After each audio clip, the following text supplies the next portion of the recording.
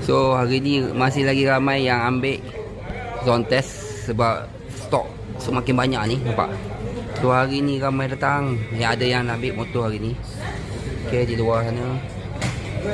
Hari ni abang ni daripada Rawang. Dia datang sini sebab nak ambil motor. Lama juga dia tunggu 9 bulan. Tapi dia relax je. Ini untuk ride bang eh. Ke bawa pergi kerja? Bawa pergi kerja. Dah setting semua belum? Dah.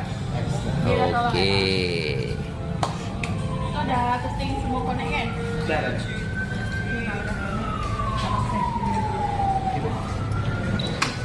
Dapat t-shirt zone test lah. Ha? Macam aku dapat tu. T-shirt tu. Alah. T-shirt kena ikut konvoy.